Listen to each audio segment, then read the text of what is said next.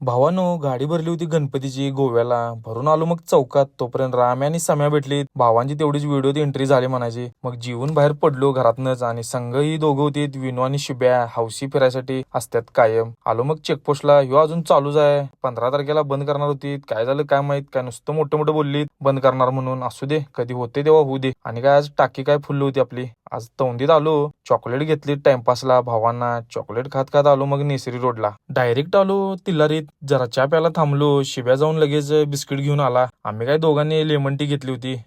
लिंबू पडला की तोपर्यंत.